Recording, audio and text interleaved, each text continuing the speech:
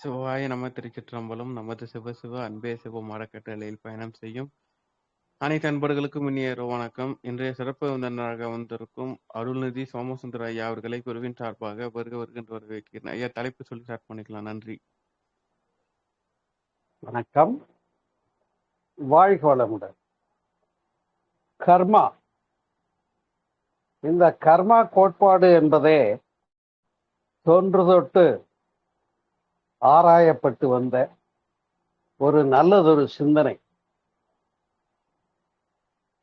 இந்த கர்மா என்பது என்ன,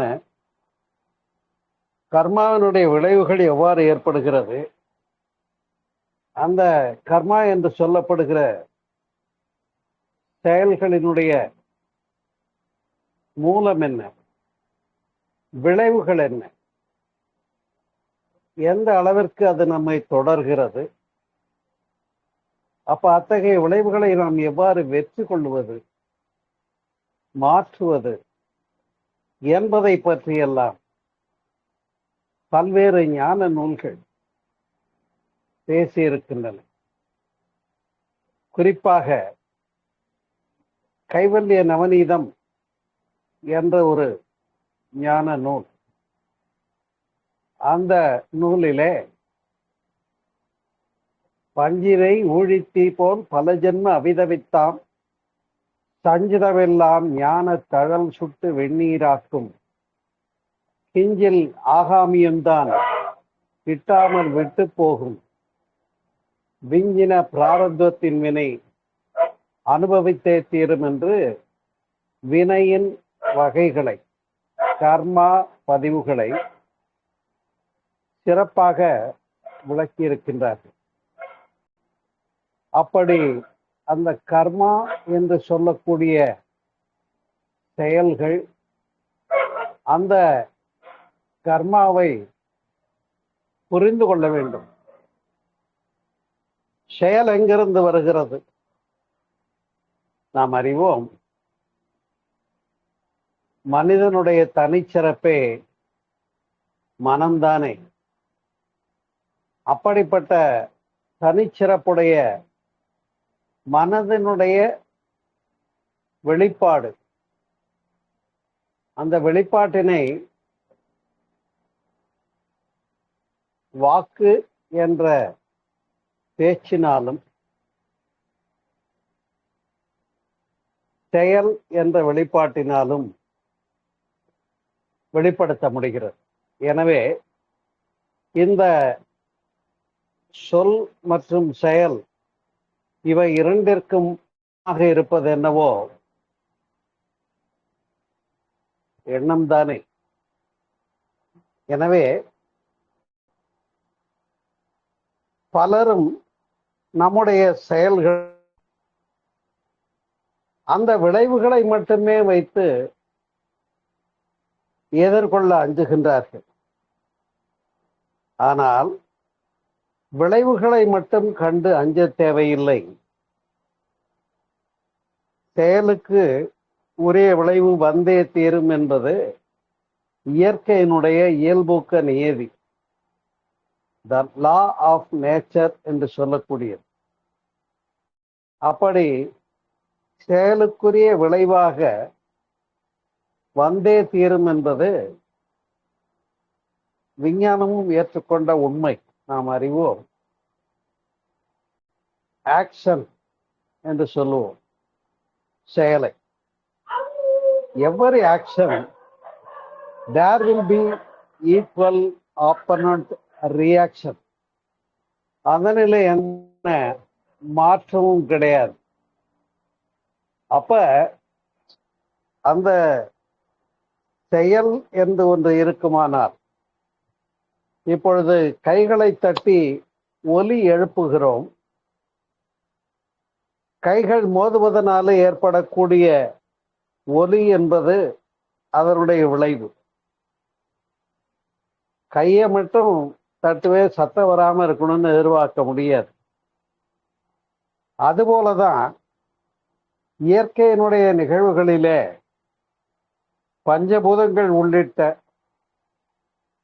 இந்த உலக நியதிக்கும் பஞ்சபூதங்களை மூலமாக உள்ளடக்கிய இந்த மனிதனுடைய எண்ணம் சொல் செயலுக்கும் தொடர்பு இருக்கிறது என்பதில்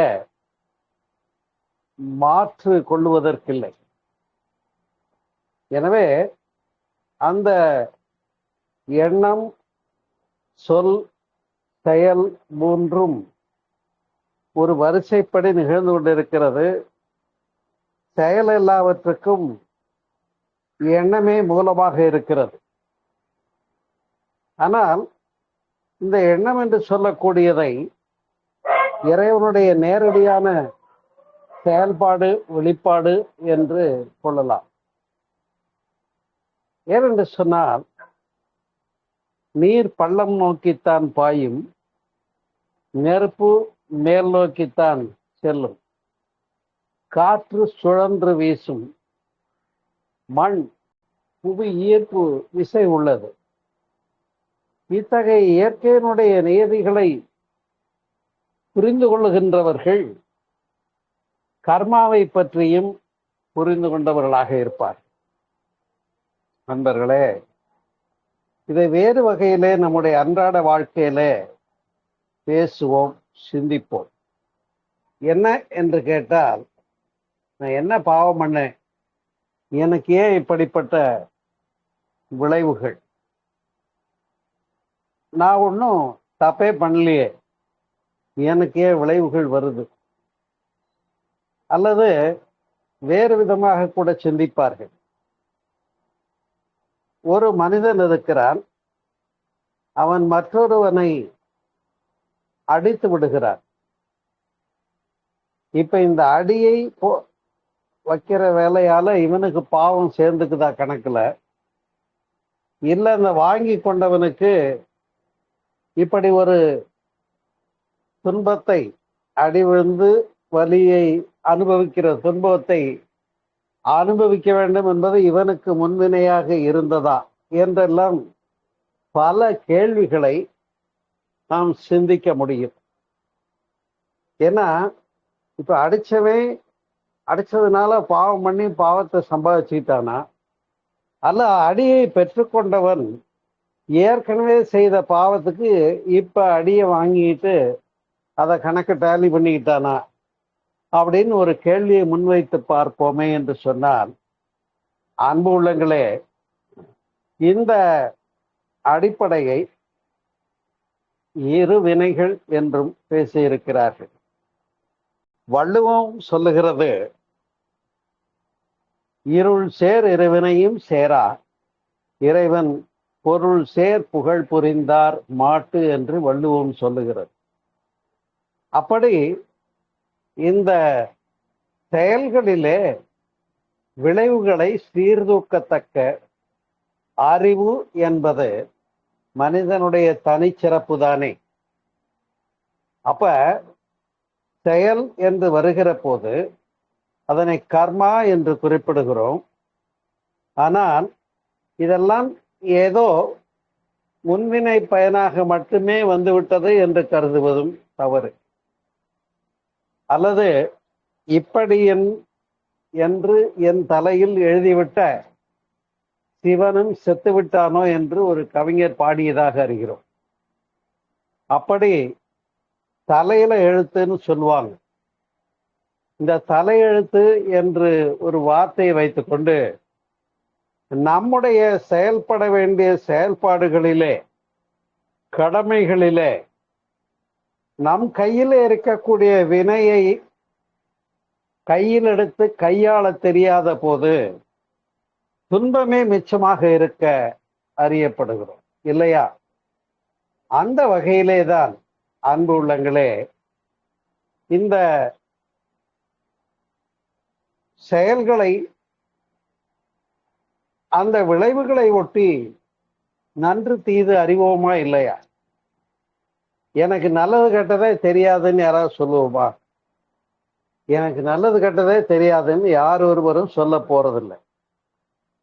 அப்ப அந்த நன்று தீது என்று பிரித்தறிகிற அறிவுதான் இங்கே நம்முள்ளே இருக்கக்கூடிய நீதிபதி என்று புரிந்து கொள்ள வேண்டும். அப்படி பார்த்தா எனக்கு அறிவே இல்லைன்னு யாராவது டிக்ளேர் பண்ண முடியுமான்னு கேட்டால் டிக்ளேர் பண்ண முடியாது. அப்ப எது பாவம் எது புண்ணியம் என்று பட்டியலிட ஆரம்பித்தார்கள். அப்ப இந்த பாவம் புண்ணியம் எது பாவம்னு பட்டியல் போட ஆரம்பிச்சது அந்தந்த வாழ்நிலைக்கேற்ப காலகட்டத்திற்கேற்ப நாடு மற்றும் கலாச்சாரம் பண்பாடு மற்றும் பின்பற்றுகின்ற வாழ்வியல் நெறிமுறைகளுக்கேற்ப இந்த பாவம் புண்ணியம் என்ற டெஃபனிஷன்லாம் மாறிக்கொண்டே இருக்கிறதாக இருந்தது. உதாரணமாக நம்முடைய கலாச்சாரம் ஒருவனுக்கு ஒருத்தி என்று வாழ்வது என்பதை ராமாயண காப்பியம் எடுத்துரைக்கிறது. ஆனால் மேலே அரப் கண்ட்ரிஸுக்கு போனா 5 பெண்கள் வரையில மனம் செய்து கொள்ளலாம் என்ற நியதி உண்டு என்பதை அறியப்படுகிறோம். இப்ப இதுல எது ரைட்டு எது தப்புன்னு சொல்ல முடியும்? ஒரு காலகட்டத்தில் கணவன் இறந்த உடனே அந்த பெண்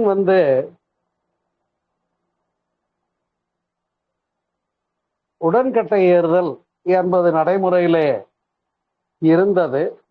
இயல்பாக அதை ஏற்று உடன்கட்டை ஏறினார்கள் என்பதை அறிகிறோம். ஆனால் காலப்போக்கில் அது புரிந்து கொள்ளப்பட்ட போது உடன்கட்டை ஏறுவது என்பது தவறானது என்று சட்டம் இயற்றப்பட்டது.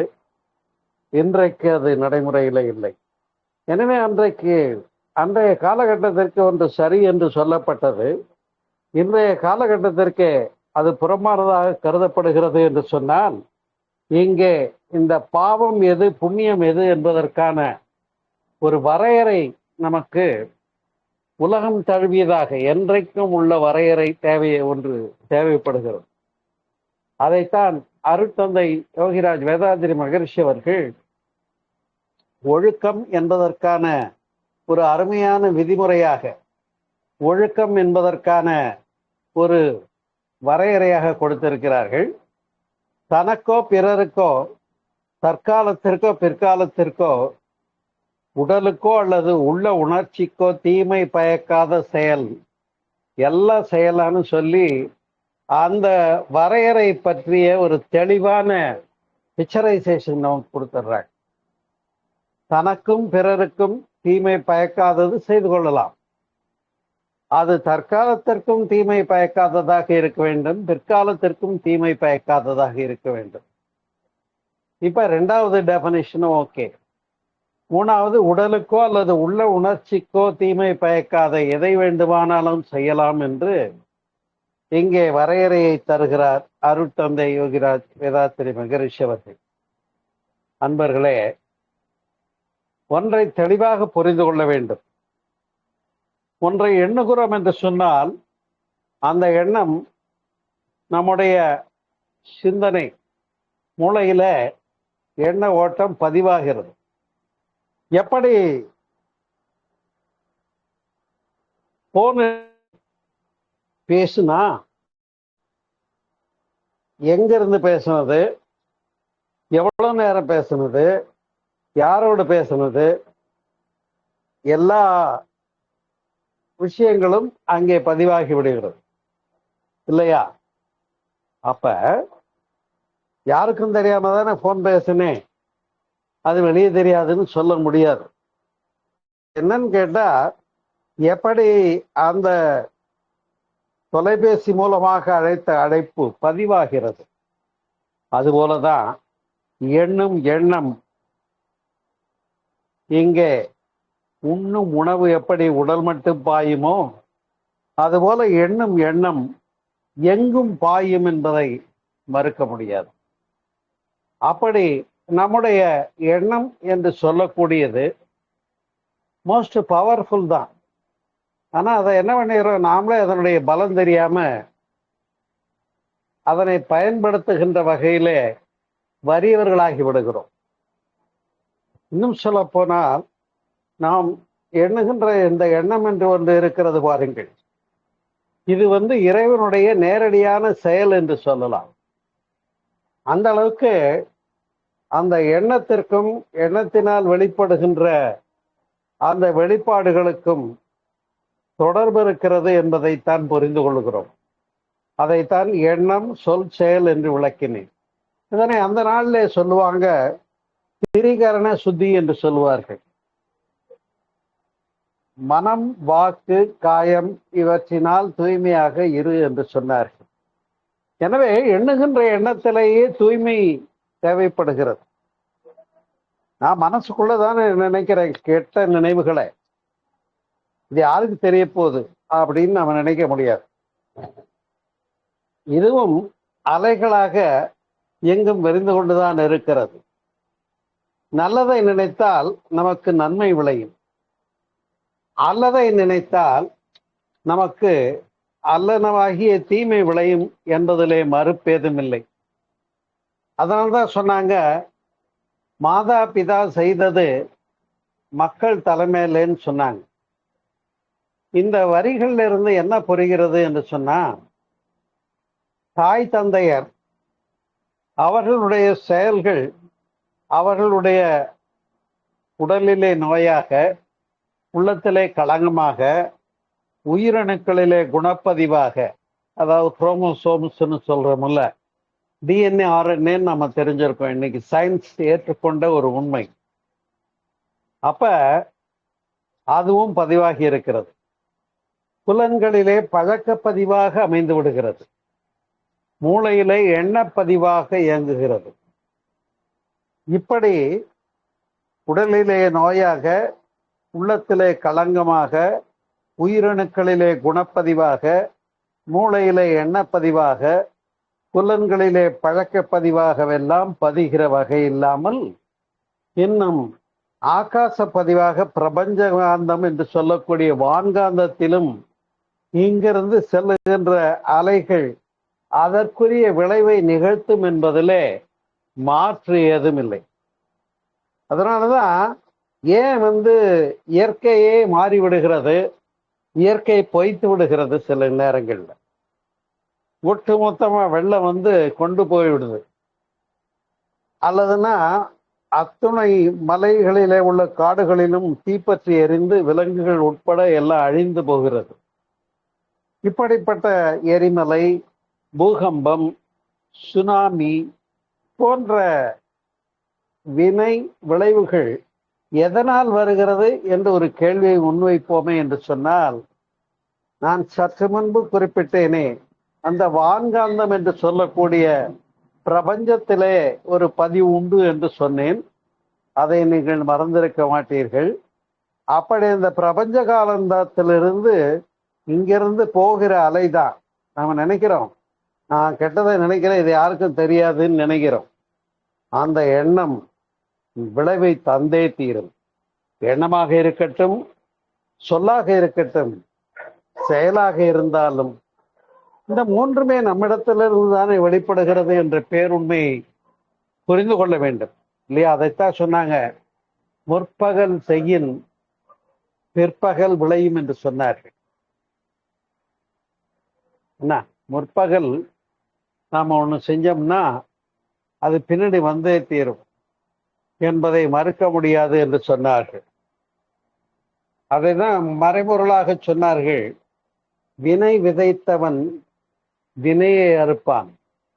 என்னங்க, வினை விதைத்தவன் வினையை அறுப்பான். வினைன்னா செயல். திணை விதைத்தவன் திணையை அறுப்பான் என்று சொன்னார்கள். அது திணையை விதைத்தால் அங்கே சோளம் வராது, திணையை விளைத்தால் நெல் வராது. என்ன விதை போடுகிறோமோ அதற்குரிய விளைவுதான் வரும் என்பதிலே எந்த மாற்றம் கிடையாது. எனவே இந்த செயல்கள் எல்லாம் நம் கையிலே தான் இருக்கிறது என்ற சூட்சுமத்தை புரிந்து கொள்வதற்குரிய ஒரு தலைப்பு தான் கர்மா கோட்பாடு என்று சொல்லக்கூடியது. ஆகையினாலே தான் அன்பர்களே, நீ என்ன விதைச்சியோ இல்லையா, இப்ப அழகா சொல்லுவாங்க, விதைக்கிற காலத்துல ஊரை சுத்திட்டு அறுக்கிற காலத்துல அருவாளை தூக்கிட்டு போனா அங்க என்ன இருக்குன்னு கேட்பாங்க. இது ஒரு கிராமிய சொல், அழகான சொல். விதைக்க வேண்டிய பருவத்திலே செயலை புரிவதிலே ஒழுங்குமுறையை கடைபிடிக்க தவறிவிட்டு விளைவுகள் துன்பப்பட்டால் அது சரியா என்று கேட்டால் இல்லை என்று வெட்ட வெளிச்சமாக்குகின்றார்கள் இந்த முதுமொழியின் மூலமாக.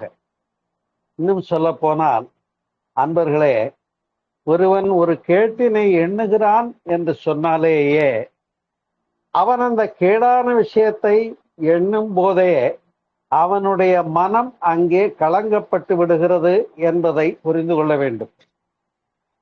இதைத்தான் கேடு வரும் பின்னே, கேடு எப்படி வருமா, பின்னாடி வருமாமா, அதுக்கு முன்னாடி மதி கெட்டு வரும் முன்னே என்று சொன்னார்கள்.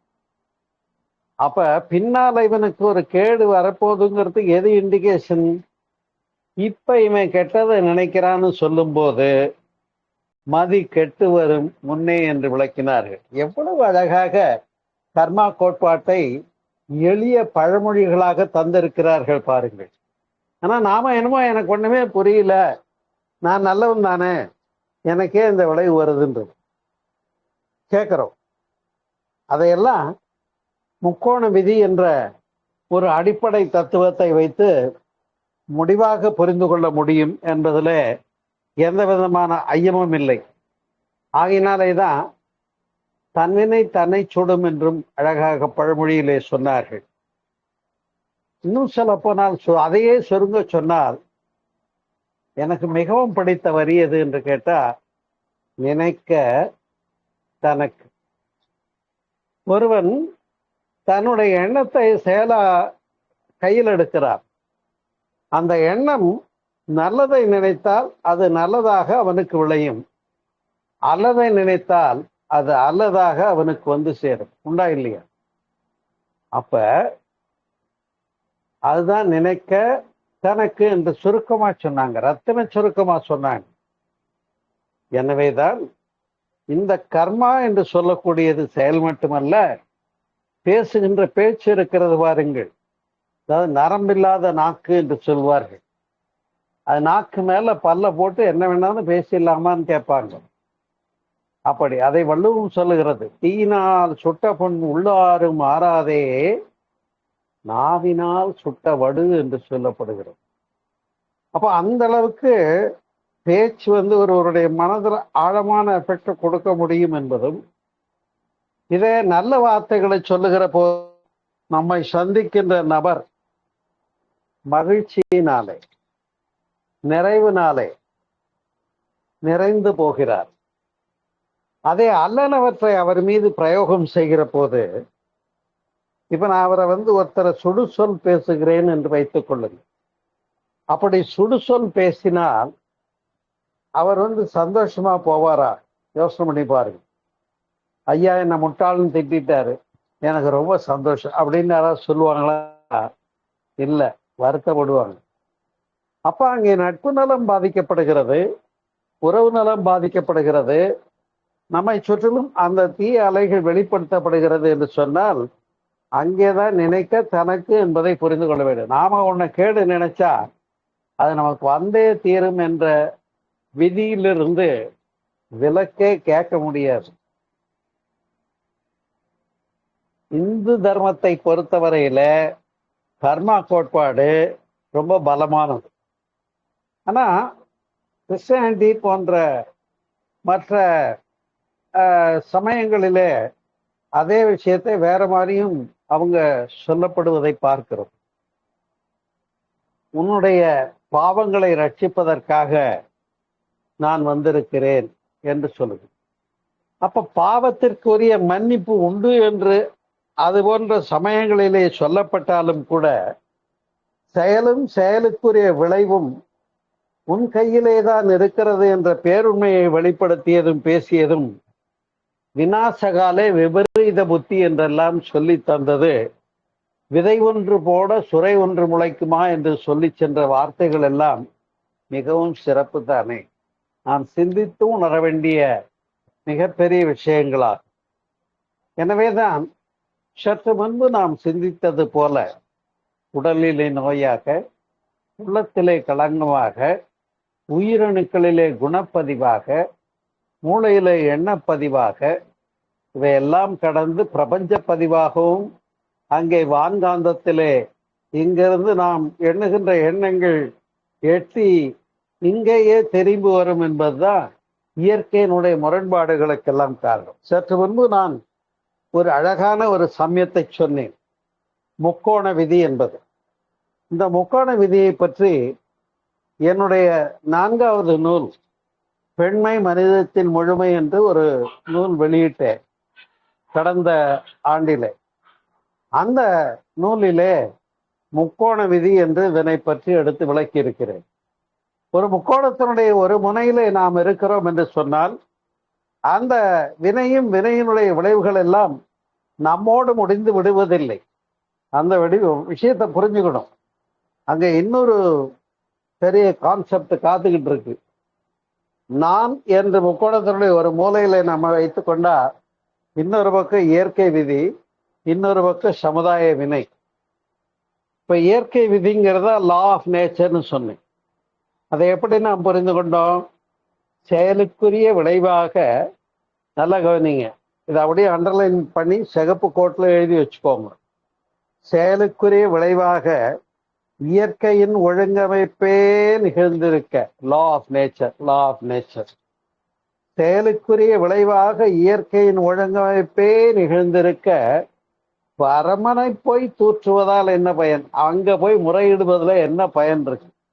நாம பார்க்குறோம், சாமிகிட்ட போய் புலம்புவாங்க, சாமி நான் உனக்கு அதை செஞ்சனே இதை செஞ்சனே, வெள்ளிக்கிழமை தவறாம பூஜை பண்ணினேனே, சனிக்கிழமை தவறாம நான் விரதம் இருந்தனே, இப்படியெல்லாம் அன்றாடம் கோயிலுக்கு போனனே, வழிபட்டனே, என்னை கைவிட்டேன்னு சண்டை போடுற இடங்களை எல்லாம் பார்க்குறோம்.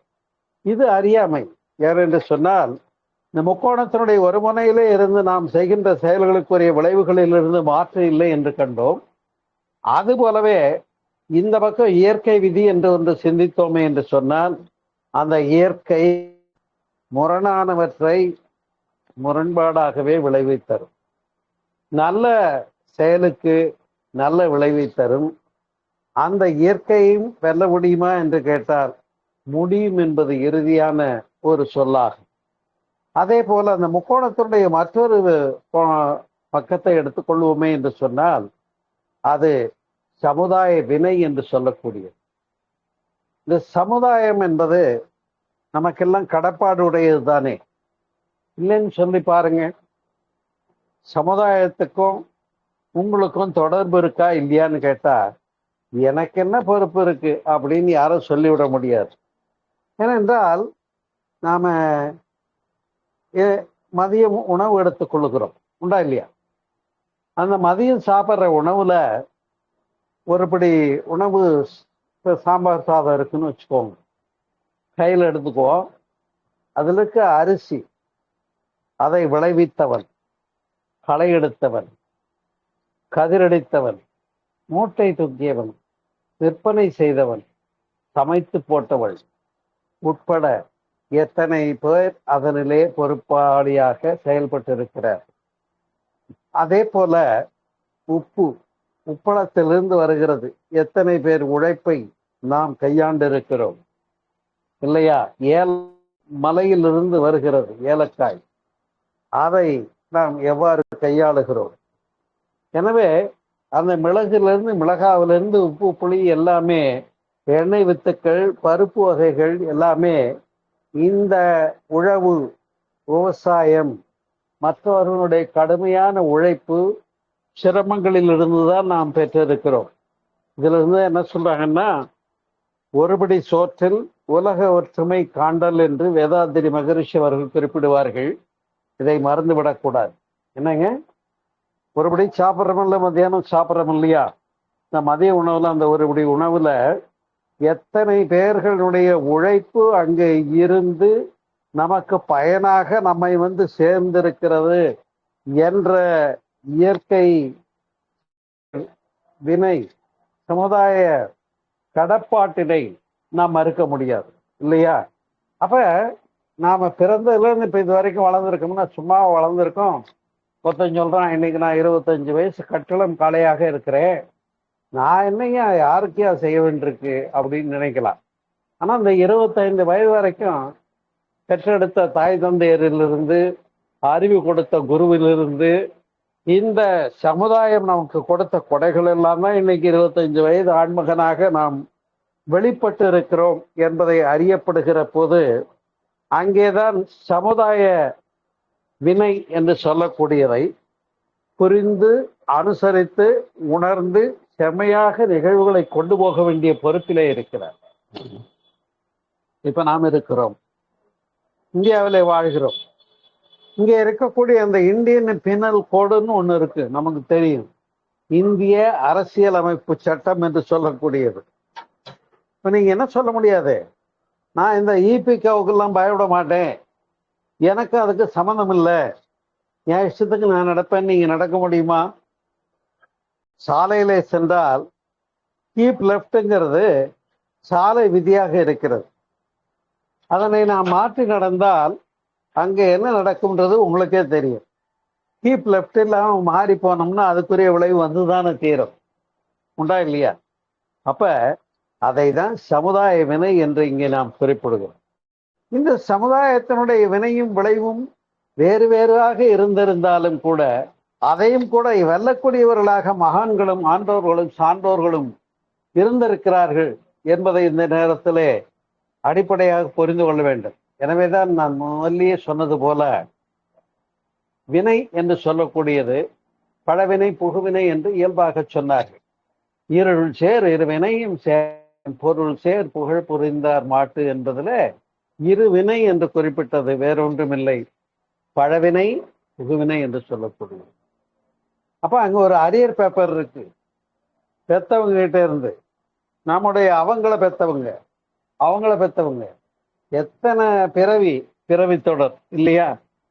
பெற்றேன் பல்பிறவி பிறர்க்கே உழைத்து ஏழையானேன்னு பாடியிருக்காங்க சார்.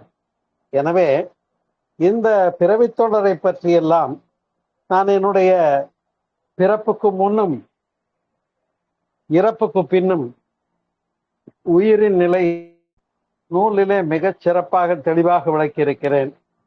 வாங்கி படிச்சு பார்த்தீங்கன்னா தெரியும்.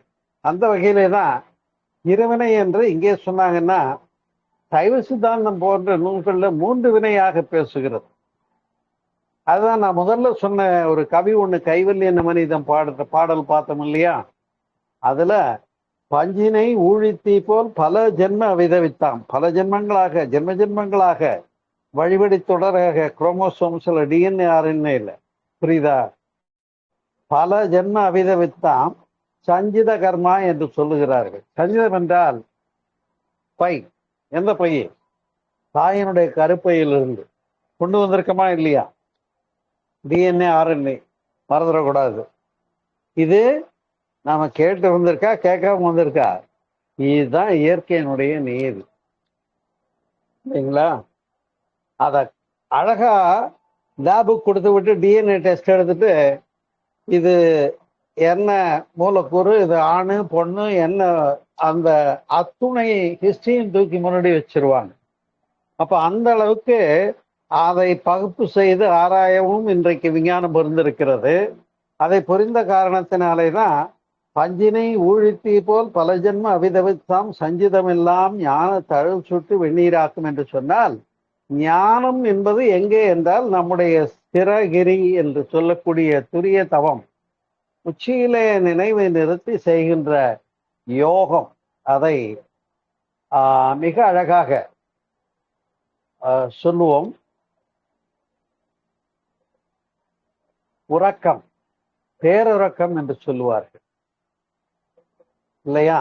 பேருறக்கம் அல்லது துரியம் அல்லது அரிதுயில் அல்லது யோக நித்திரை என்றெல்லாம் எந்த வார்த்தையிலே சொன்னாலும் இங்க நின்று யோகம் ஆற்றுகின்ற நிலையை குறிக்கும். ஏன்னா பதிவெல்லாம் எங்க இருக்குன்னு சற்று முன்பு பார்த்தோம். நம்முடைய மூளையில என்ன பதிவாக இருக்குன்னு பார்த்தோம் இல்லையா? அப்ப அதுல வேண்டாததெல்லாம் அழிக்கணும்னா இங்கே துரிய தவம் நிகழ்த்துகிறவர்கள், யோகியர்கள் அந்த முன்வினை பதிவுகளை வெல்ல முடியும் என்று கண்டார்கள். இதுதான் சூட்சுமம். இன்னைய தலைப்பினுடைய பெரிய சீக்கிரட்டே அங்கதான் இருக்கு. சரி, என்ன சார் இடத்துல நீங்க பாட்டுக்கு சஞ்சிதா கர்மாவை பத்தி பேச போயிட்டீங்க. அது ரொம்ப கஷ்டமான விஷயம். முன்வினை பதிவிலிருந்து பெத்தவங்க, முன்னோர்கள், தாய் தந்தையர்கள், அவர்களுக்கு முன்னோர்கள், அவர்களுக்கு முன்னோர்கள்னு 7 ஜென்மாவா தொடர்ந்து வந்த பல பிறவி இல்லையா? புல்லாகி பூடாகி புழுவாகி மரமாகி பல்மிருகமாய் பாம்பாகி இல்லையா? தேவராய் கணங்களாய் செல்லா நின்ற இத்தாவர சங்கமத்துள் எல்லா பிறப்பும் பிறந்தளத்தேன் என்று வரிசைப்படுத்தி அந்த எவல்யூஷனைத்தான் சொன்னாங்க. எவல்யூஷன்ல அப்ப விலங்கின பதிவு கூட மனிதனிடத்துல வந்திருக்கிறது. ஒரு சண்டைன்னு வந்தா விழுந்து கடிச்சு வச்சிடுறான், உண்டா இல்லையா? ஏன் அப்படி இருக்கான் அப்படின்னு கேட்டா, அவனுக்குள்ள அந்த விலங்கினங்களுடைய பதிவு இருக்கு. அதனாலதான் சண்டை வந்த உடனே விழுந்து கடிச்சுட்டான் அப்படிங்கிறதை பார்க்கிறோம். எனவே இதை பழவினை என்று கண்டோம். அதே போலத்தான் பிறந்த பின்னாலே நாம தேடிக்கொண்டதெல்லாம் ஆகாமிய கர்மா என்று சொன்னார்கள். புரியுதா? ஆகாமியம் என்று சொன்னால் ஆன்மா காமவசப்பட்டு செயல் செய்த பதிவுகள். பிறந்ததுல இருந்து இப்ப இது வரைக்கும் எத்தனை விஷயங்களை எண்ணி இருக்கிறோம். பிறந்த குழந்தை அம்மா முகம் பார்த்து அப்பாவை புரிஞ்சுக்கிச்சு, குருவை தெரிஞ்சுக்கிச்சு, குரு சொல்லி கொடுத்த பாடங்களை புரிஞ்சுக்கிச்சு, பேப்பர் படித்தோம், நியூஸ் கேட்டோம். இவ்வளவு விஷயங்களை வாங்கி இங்க நாம போட்டு ரெக்கார்ட் பண்ணியிருக்கோம். இப்ப இதெல்லாம் பிறந்ததுல இருந்து பெற்ற பதிவு தானே. இதை ஆகாமிய கர்மா என்று சொன்னார். அதைத்தான் இந்த கவியிலே பார்க்கிறோம். பஞ்சினை ஊழித்தீ போல் பல ஜென்ம அவிதவித்தாம் சஞ்சிதமெல்லாம் ஞான தழல் சுட்டு வெந்நீராக்கும். சரி, அப்ப புகுவினை என்ன ஆகும்? கிஞ்சில் ஆகாமியம்தான் விட்டாமல் விட்டு போகும். எப்ப இங்கே புருவமத்தியில தியானம் செய்துதானே துரியத்துக்கு போறோம். அப்ப அதனாலதான் தவம் செய்வார் தம் கர்மம் செய்வார். ஒன் ஹூ மெடிடேட், யோகம் செய்யறவங்க செய்தவங்க, யோகம் செய்யாதவர்கள் பாக்கியவான்கள் இல்லை. சரியா? அதனால்தான் யோகாவில் 6 ஆதாரங்களை கடந்து புருவமத்தியில நின்றால் வில் பவர் வருதுங்கிறது உறுதிப்படுத்தப்பட்ட ஒன்று. அதாவது நம்முடைய கிளாண்ட்ஸ்ல, சுரப்பிகள்ல மாஸ்டர் கிளாண்டுங்கிறது இங்க இருக்கிறது தான், பிட்யூட்டரி கிளாண்ட் அப்படிங்கிறது. இங்கே சொன்னோம் இல்லையா, அது பினியல் கிளாண்டுன்னு சொல்லக்கூடியது. இதையெல்லாம் எடுத்து விளக்கினார்கள். எனவே நாம் செய்த செயல்களுக்கெல்லாம் போக்கும் வழிகளை பற்றி பேசியதும் உண்டு. எப்படி சைவ சித்தாந்தம் சஞ்சித கர்மா, ஆகாமிய கர்மா, பிராரப்த கர்மா என்று விளக்குகிறதோ, அதுபோல போக்கும் வழிகளை பற்றி பேசுகின்ற போது சித்தம் மேல் பதிவு நிர்மூலம் என்று சொன்னார்கள். பிராயச்சித்தம் என்றால் என்ன அன்பர்களே? இப்ப புரிஞ்சோ புரியாமலோ ஒருத்தரோட பேசிட்டு இருக்கும்போது கொஞ்சம் தப்பா புரிஞ்சுக்கிட்டு படக்குன்னு ஒரு வார்த்தையை யூஸ் பண்ணிடுறோம். சரியா? இதை அவர் மேல பிரயோகம் பண்ணியாச்சு. அவர் மனசுக்கு சுருக்குன்னு தச்சிருச்சு. அவர் முகக்குறிப்புல இருந்தே அது தெரியுது. நாம பேசுனதுல அவர் ரொம்ப மனசு புண்ணாயிட்டாரு அப்படிங்கிறது தெரியுது. ஆனால் நாம என்ன பண்றோம், செய்த பின்னால கொஞ்சம் வீட்டுக்கு வந்துட்டு அமைதியை யோசனை பண்ணி பார்க்குறோம். இப்படிலாம் நடந்தது, இதுல நாம் இப்படி தவறான புரிந்து கொள்ளுதல்ல அவர் மேல ஒரு பிழையான வார்த்தை பிரயோகத்தை அப்ளை பண்ணிட்டோம். இப்ப இதுல என்ன நடந்தது அப்படின்னு திரும்பி பார்த்து யோசனை பண்ணி பார்க்கும்போது, அடாடா நான் அப்படி பேசியிருக்க வேண்டாமே, அவர் மனசு புண்பட்டு போச்சே. அப்ப நீங்க என்ன பண்றீங்க, மறுநாள் அவரை சந்திக்கிற போது, நண்பா தயவு செய்து கோச்சுக்காதீங்க, நான் தெரியாம பண்ணிட்டேன், ஏதோ அந்த நேரம் வந்த கோபத்துல என்னுடைய சூழ்நிலை, என்னுடைய பின் புஷ்பேக்கு பிரச்சனைகள், அதெல்லாம் என்ன பண்ணிட்டேன், உங்ககிட்ட தப்பா வெளிப்படுத்திட்டேன், தெரியாம பேசிட்டேன், மன்னிச்சுக்கோங்கன்னு ஒரு வார்த்தை சொன்னீங்கன்னு வைங்க. இதுக்கு பேர் தான் பிராயச்சித்தம் என்று பெயர். அதே போல மேல்பதிவு என்று சொல்லக்கூடியது. அன்பர்களே, இப்ப பலரும் பல வேண்டாத எண்ணங்களை எண்ணி எண்ணி நான் விழுந்து போனேனே என்று வருந்துகின்ற ஒரு காட்சியை பார்க்கிறோம். ஆனால் அந்த தவறான செயல்களை நடத்தி விட்டதற்காக என்றைக்கும் நினைத்து நினைத்து வருந்து கொண்டே இருக்க தேவையில்லை. அது கில்ட்டி கான்சியஸா மாறிக்கும். குற்ற உணர்வுன்னு சொல்லுவாங்க இல்லையா, அது மாதிரி எப்பொழுதும் தொடர்ந்து கொண்டு இருக்க வேண்டிய தேவை கிடையாது. அப்ப இப்ப கிழக்க போக வேண்டாம் அப்படின்னு சொல்லியாச்சுன்னு சொன்னா, நாம மேற்க போக ஆரம்பிச்சிட்டோம்னு வச்சுக்கோங்க, கிழக்கு தானா விலகி போகுமா இல்லையா? புரிகிறதா? எனவே எதை வேண்டாம் என்று எண்ணுகிறோமோ அதை வேண்டாம் என்பதை எண்ணமாக அங்கே திரும்ப திரும்ப நினைச்சு நாம் அதுல விழுந்துபடாமல் நல்லனவற்றை, பாசிட்டிவ் விஷயங்களை கையில் எடுத்து செயலாக்கம் காண தொடங்கி விட்டோமே என்று சொன்னால் அப்ப அங்கதான் வெற்றி கிடைக்கிறது. இதைத்தான் மேல் பதிவு என்று சொல்லப்படுது. இப்ப 2 வகை பார்த்தோம், பிராயச்சித்தம், மேல் பதிவு. இப்ப ஆக்னில தியானம் பண்ணி எண்ணத்துல வில் பவர் கிடைச்சிருச்சு. அப்ப அங்க உடனுக்குடன் செய்த அந்த வினைப்பதிவை, ஆகாமிய கர்மாவை சாரி சொன்னதுனால இப்ப டேலி பண்ணிட்டோம். நீங்க சாரின்னு சொன்ன உடனே மறுநாள் காலையில இருந்த நண்பர், இருக்கட்டுங்க பரவாயில்ல, நீங்களும் ஏதோ டென்ஷன்ல பேசிட்டீங்கன்னு சொன்னார்னு வச்சுக்கோங்க. இப்ப நீங்க பேசுறதுனால ஏற்பட்ட வினைப்பதிவு அங்க நேர் செய்யப்பட்டு விடுகிறது. இதுதான் மேல் பதிவு என்று சொல்லக்கூடியது. அதே போல பிராயச்சித்தம் அதுதான். பிராயச்சித்தம் மேல் பதிவுங்கிறது நல்ல எண்ணங்களை அதற்கு மாற்றாக கையில் எடுக்கிற போது தீய எண்ணங்களிலிருந்து விடுதலை பெற்று விடுகிறோம் என்ற பேருண்டு. 3ஆவதாக ஒன்று என்றால் அதைத்தான் பிராரப்த கர்மா என்று சொல்லக்கூடியது. இந்த பிராரப்த கர்மா என்று சொல்லக்கூடியது பகவான் ரமணர் பேசுகிறார். அவரவர் பிராரப்த பிரகாரம் அதற்கானவன் ஆங்காங்கு இருந்து ஆட்டுவிப்பார். புரிகிறதா? அவரவர் பிராரப்த பிரகாரம் என்று சொல்லுகிறார். அதற்கானவன் ஆங்காங்கு இருந்து ஆட்டுவிப்பன், என்றும் நடவாதது என் முயற்சிக்கினும் நடவாதது. என்றும் நடவாதது என் முயற்சிக்கினும் நடவாது. ஆனால் நடக்க வேண்டும் இருக்கிறது, என் தடை செய்யினும் நில்லாது. எனவே இதுவே திண்ணம். எனவே மௌனமாய் இருக்கை நன்று என்று சொல்லுகிறார் பிராரப்த கர்மாவை பற்றி. இப்படி பிராரப்த கர்மாவில் நாம் எதையெல்லாம் வெல்ல முடியுமோ அது தவம் செய்வதனால அந்த வென்று நாம் ஆற்றலுள்ள மாமனிதராக மலர்கின்ற போது அங்கே ஞானியர்களுக்கும் தபஸ்விகளுக்கும் யோகியர்களுக்கும் இந்த வினைப்பதிவுகள் மாற்றம் காண முடிகிறது என்பதை எடுத்து சொன்னதுதான் நம்முடைய அத்துணை தர்ம நூல்களும் சாத்திரங்களும் விளக்கங்களும். சரியா? ஆனால் அதனை தாண்டி ஒரு ஞானியாகவே இருந்தாலும் கூட அங்கே அந்த இயற்கை வினை சமுதாய விதின்னு 2 பார்த்து பாருங்க, அந்த முக்கோணத்தினுடைய இன்னும் 2 பக்கங்கள்.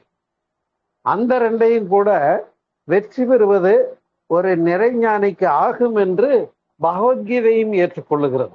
அதை நீங்கள் புரிந்து கொள்ள வேண்டும். ஆகையினாலே அன்புள்ளங்களே, இந்த வினை என்று சொல்லக்கூடியது இருவினை என்று சொன்னார்கள். வினை பதிவுகளை பற்றி பேசிய போது ஆகாமியம், சஞ்சிதம், பிராரப்தம் என்று சொன்னார்கள். இப்ப இந்த எந்த செயலுமே பசு ஒன்றை பார்க்கிறோம் வைத்துக் கொள்ளுங்கள். அந்த பசுவை பார்க்கிற போது அந்த பசுவினுடைய வடிவம், அதனுடைய கொம்பு, அதனுடைய நிறம், அதனுடைய தன்மை எல்லாம் சேர்ந்து இங்க நம்ம கிட்ட என்ன இருக்கு, அந்த பாலின் சுவை, இன்னும் வண்ணம், கண்ணின் மூலமாக, புலன்கள் மூலமாக அதெல்லாம் அப்சர்வ் பண்ணி இப்ப உள்ள போய் ஒரு புள்ளி உழவா வந்திருக்கு. இப்ப இந்த வகையிலான பசு அது அப்படின்னு தெரிஞ்ச பின்னால மீண்டும் அதை எண்ணுகிற போது அது விரித்து காட்டுகிறது. அப்ப அந்த பசு என்பது நம்முடைய கண்ணிலே போய் ஒரு கொசு அளவினதாக தெரிகிறது. அது அப்படியே உள்ள போய் மேக்னெட்டிக் டொமைன், காந்த அலை பதிவாகி விடுகிறது. அப்ப மீண்டும் அந்த பசுவை விளக்குகிற போது நமக்கு அது விரித்து காட்டுகிறது. ஆமா, அன்னைக்கு அந்த பசுவை நான் பார்த்தேன், அது இப்படி இப்படி இருந்ததுன்னு நீங்க சொல்ல முடிகிறது. எனவே இது போல நாம் கண்ட மலர்களாக இருக்கட்டும், நூல்களாக இருக்கட்டும், வாசகங்களாக இருக்கட்டும், எல்லாமே உள்ள போய் பதிவாகிறத புரிஞ்சுக்கும் போது வினை, நீங்கள் உங்கள் புலன்கள் மூலமாக நிகழ்த்துகின்ற செயல்களில் வினையை கையில் எடுத்திருக்கிறீர்கள் என்பதை புரிந்து கொண்டு எண்ணத்திலேயே தூய்மையை கடைபிடித்தால் நடப்பதெல்லாம் நல்லதாகவே நடக்கும். புறம்பானவற்றை நாம் கையிலே எடுத்தால் அதனுடைய விளைவுகளும் அதற்கு ஏற்றவாறுதான் மலரும் என்பதுதான் கர்மா கோட்பாடு என்பதை புரிந்து கொள்ள வேண்டும் என்பர்களே. ஒரு சின்ன கதை சொல்லி இந்த தலைப்பை நிறைவு செய்தா நல்லா இருக்கும்.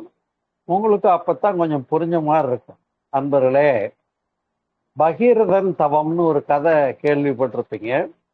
அந்த நாள்ல ஒரு சிறப்பான பழைய நாளை வீடுகளில் போனீங்கன்னா பார்த்தீங்கன்னா, ஒரு பகீரதன் ஒருத்தன் தவம் பண்ணி சிவபெருமானை வேண்டி நிற்பான். முன்னாடி சிவன் பெரிய விஸ்வரூப காட்சி போல அங்கே தோன்றி அவருடைய ஜடாமுடியெல்லாம் விரித்து நிற்கிறதாக ஒரு படம் ஒன்று பார்த்திருப்பீர்கள். அது என்ன அப்படின்னு நான் இப்ப சொல்ல முன்படுகிறேன். இந்த கதை எத்தனை பேர் தெரிஞ்சிருப்பீங்க தெரியலன்றது எனக்கு தெரியாது. என்னன்னு கேட்டா, பகீரதன் ஒருத்தன் இருந்தான். அவன் தன்னுடைய இறந்து போன தன்னுடைய முந்தையோர்களுடைய அந்த பாவ பதிவுகள், வினை பதிவுகள் எல்லாம் தூய்மையாக வேண்டும், அவங்க எல்லாம் மோட்சத்துக்கு போகணும்னு ஆசைப்பட்டார். சரியா? இது இயல்பு தானே, இது கதை தானே, அதனால நீங்க புரிஞ்சுங்க எடுத்துக்குவீங்க. ரைட்டு. அதுக்கு என்ன வழின்னு கேட்ட போது, அப்ப நீ என்ன பண்ணுன்னு சொன்னாங்க, தவம் செய்யு, சிவபெருமானை நோக்கி தவம் செய்யு. அப்படியா? தவம் செஞ்சா என்ன நடக்கும்? சிவபெருமான் தலையில கங்கை இருந்தது. சரியா? சிவபெருமான் தரையில பித்தா பிறை சூடின்னு நீங்க பாடல்ல பார்த்திருப்பீங்க. அப்படி கங்கை அவர் தன்னுடைய தலையிலே சூடி இருந்தார், திரைச்சந்திரனை சூடி இருக்கிறார் என்று பார்க்கிறோம். அப்படி இருந்தது. அப்ப அந்த கங்கையினுடைய நீரை கொண்டு இவனுடைய முன்னோர்களுடைய சாம்பல்ல தெளிச்சா அவங்கெல்லாம் சாப விமோசனம் பெற்று, நல்ல கவனிங்க, சாப விமோசனம் பெற்று வினைப்பதிவுகள் நீங்கி தூய்மை அடைவார்கள், மோட்சத்துக்கு போவாங்கன்னு சொல்லப்பட்டது. இப்ப இந்த பகீரதன் என்ன பண்றா, சிவபெருமானை நோக்கி தவம் செய்கிறார். அதுதான் நான் சொன்ன ஆகினை தவம், துரிய தவம், துரியாதீத தவம் என்று சொல்லக்கூடிய. அப்படி அவன் ஆகினையிலே தவம் செய்த போது ஆகாமி கர்மா தூய்மை அடைந்தது, ஆசிரம் பெற்றது. துரியத்திலே தவம் செய்த போது சஞ்சித கர்மா வெல்லப்பட்டது.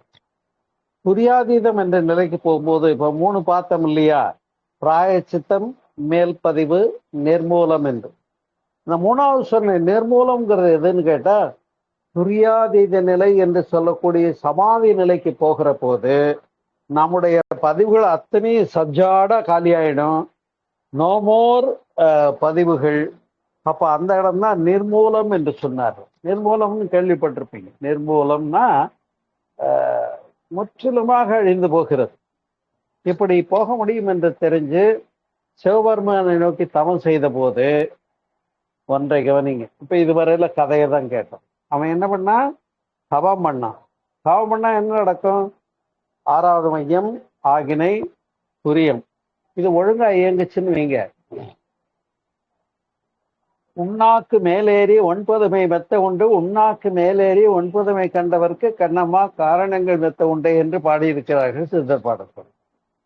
அப்ப நம்முடைய உள்நாக்கிற்கு ஒரு அங்குலம் மேல அமிர்ததாரை ஒழுக்குன்னு உணர்வு பெறப்படும்னு சொல்றாங்க. அதை தான் துரியம் என்று விளக்கணும். இது துரியமெல்லாம் நான் தனியா 1 hour பேச வேண்டிய டாபிக். பட் இந்த தலைப்புக்கு இது மிக அவசியமான இடம்ன்றதுனால இப்ப விளக்குவது. சரியா? அப்படி அவன் யாரொருவர் துரியத்திலே உணர்வை பெற்றாரோ, அது மாறாத உணர்வாக நின்று விட்டார்களோ, அவர்களுக்கு அந்த இனிய அமிர்ததாரை ஒழுக்கு கிடைக்கும்னாங்க.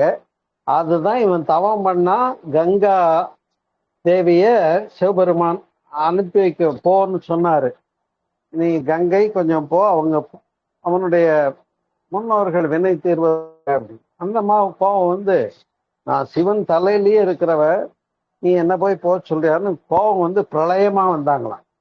சிவபெருமான் தன்னுடைய ஜடாமுடியில அப்படியே சுழற்றி தான் சூடிக்கொண்டார் என்பது கதையாக சொல்லப்படுது. இது என்ன தத்துவம் என்று சொன்னால், அந்த இனிய உணர்வு உள்நாக்கிற்கு ஒரு அங்குலம் மேலே, அதை அமிர்ததாரை ஒழுக்கு என்று சொல்வார்கள். அது அமைய பெற்றால் பதிவுகள் நீங்கி முக்தி பேறு என்பதை விளக்கியதுதான் இந்த கதை. எனவே பகீரதன் தவம் செய்தான். இதுவரையில பாரதத்திற்கு வராம இருந்த கங்கை வந்தது.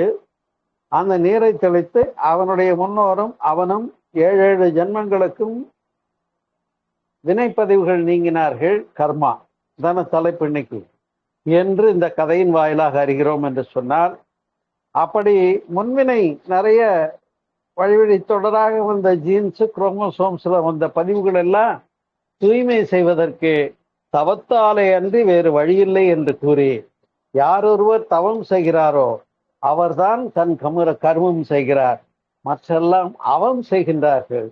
எனவே தவம் செய்கிறவர்களுக்கு வினை தூய்மை கிடைக்கிறது, மேன்மை அடைய முடியும் என்பதைத்தான் சித்தர்களும் மகான்களும் விளக்கினார்கள். இதை அமிர்ததாரை ஒழுக்கு என்பது உண்மையான உணரப்பட வேண்டிய பெருநிலை. நீங்கள் உணர்ந்திருந்தால் உங்களுக்கு அந்த வினை தூய்மையும் மாற்றமும் நிகழும், உங்களாலும் முடியும். நாங்கள் அதை துரிய தவம் என்றும் அதை பற்றிய துரிய விளக்கங்களும் நான் என்னுடைய ஆன்மீக அறிவியல் யூடியூப் பேஜில் பேசியிருக்கேன். வேணுங்கிறவங்க வாங்கி கேளுங்க. உங்களுக்கு சென்றடைய வேண்டும் என்று விருப்பத்தோடு தெரிவித்து, இந்த இனிய மாலை பொழுதுல மிக சிறப்பான கர்மா என்ற கோட்பாட்டை பற்றி அழகாக விரித்துரைத்திருக்கிறேன். அறிந்து நீங்களும் உங்கள் அன்பு குடும்பமும் எல்லா வளங்களும் பெற்று சிறப்பாக வாழ இந்த இனிய அடுத்து வர இருக்கிற இல்லையா என்ன தீபாவளி திருநாள், இதுல புறமாக மட்டுமே நான் சிவனை வணங்கி விட்டேன், இரவு முழுவதும் பூஜை செய்து விட்டேன். ஆகா, எத்தனை லாரி லாரியா பூ போட்டு பூஜை பண்ணேன், எனக்கு எல்லாம் தூய்மையாயிடுதுன்னு நினைச்சிடாம, இங்க உள்ளுக்குள்ள ஏகப்பட்ட ப்ராசஸ் பண்ண வேண்டியிருக்கு. அப்ப தனக்கும் பிறருக்கும் தற்காலத்திற்கும் பிற்காலத்திற்கும் உடலுக்கும் உயிருக்கும் இல்லாத செயல்களை செய்கின்றவன் எவனோ, தன்னையும் தூய்மை செய்து பிறருக்கும் இந்த ஞான மார்க்கத்தை சொல்லி அவர்களையும் உயர்த்தி மலர்த்தி விரிக்கின்றவன் எவனோ, அவனே ஒரு நல்ல ஞானியாக இருக்கிறார். அப்படிப்பட்ட ஞானியர்களால இந்த உலகம் இன்னளவும் உய்ந்திருக்கிறது என்பதை புரிந்து அறிந்து உணர்ந்து தெளிந்து நிறைவேறலாக என்று கூறி, இதனையே என்னுடைய தீபாவளி திருநாள் செய்தியாகவும் வாழ்த்துக்களாகவும் உங்களுக்கு அமைத்து, நீங்களும் உங்கள் அன்பு குடும்பமும் அருள் பேராற்றலின் கருணையினாலே இந்த தீபாவளி திருநாளிலே உடல்நலம் நீளாயுள் நிறை செல்லும் உயர் புகழ் மெஞ்ஞானம் ஓங்கி சிறப்பாக வாழ மனதார வாழ்த்து அமைகிறேன். நன்றி, வணக்கம். வாழ்க வளமுடன், வாழ்க வளமுடன். ஐயா, ரொம்ப சிறப்பா இருந்தது. டவுட் இருந்தா கேள்வி இருந்தா கேளுங்க. இது ரொம்ப டஃப்பான டாபிக், கேள்வி இருக்கும் நிச்சயமா, கேளுங்க.